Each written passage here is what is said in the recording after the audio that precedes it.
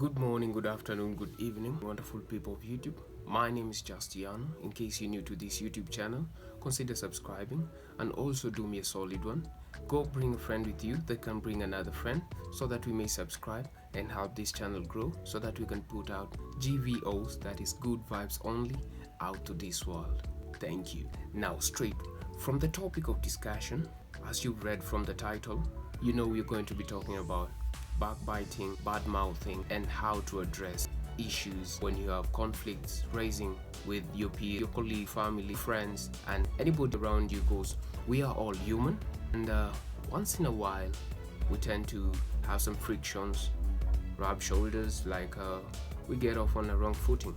Now today we're going to be talking about how we can handle correcting and trying to address issues directly to people and help them change on that. Now, I just want to ask you a simple question. Have you ever heard of a person speaking negatively or bad of a person that is not in presence?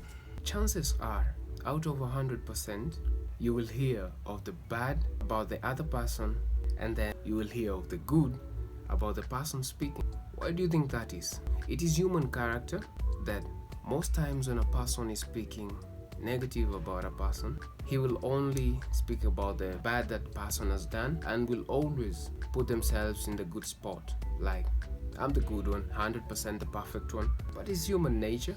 Nobody wants to paint themselves bad, nobody wants to look bad, but we're going to be handling that. Now, out of 100% chances, and I guarantee you, try to do a research on this, you'll find out that this person who's talking about the bad they've been done by the person who's not in presence, they will never tell how they offended the other person. They will always be ranting about, he did me this, he did me that, does not sit well with me, I don't feel it's right, I don't feel he did right. You will never hear them acknowledging for once, I made the mistake.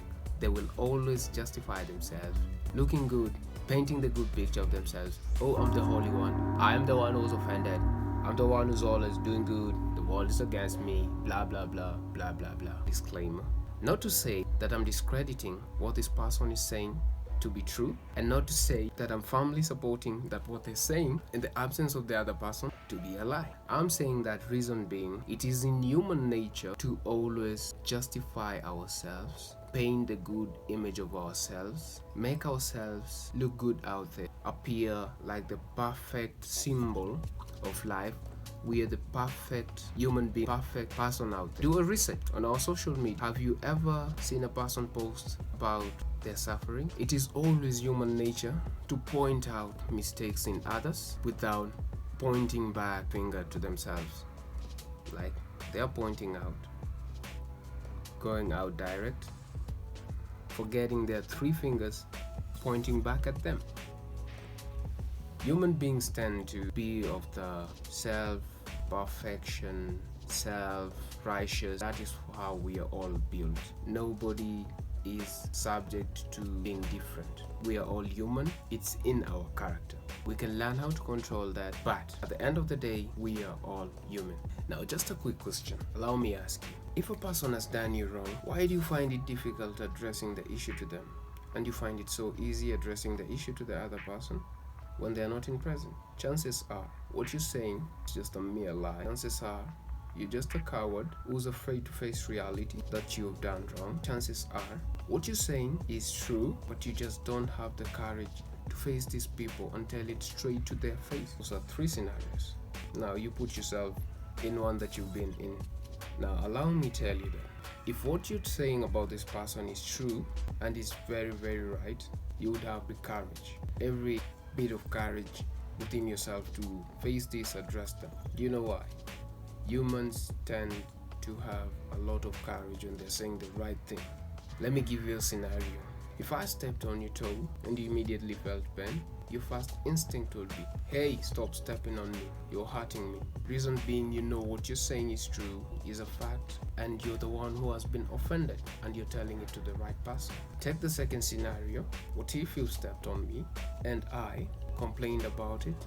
Then you went ahead to apologize. Then I went on and on ranting and ranting, complaining about it, not accepting your apology, and you kept on apologizing, and at the end of the day you felt like, to hell with this, I'm done, I'm not apologizing anymore. It is human nature that you, the person who has stepped on my toe, will feel offended and find the next available person so that you can vent out to them, explain to them the situation. But here's where the catch comes in. Most times, the person who has stepped on the toe will forget about them stepping on the toe and go on state how they stepped, they apologized, but the apology was never accepted. Why do we do this? We do this because we tend to put ourselves first, always in everything. We are humans. We want to seem right. We want to make sure that we have this picture perfect character out there, picture perfect symbol of perfection at its best. You will go on about they kept on complaining, I had already apologized, they kept on ranting and ranting and ranting, they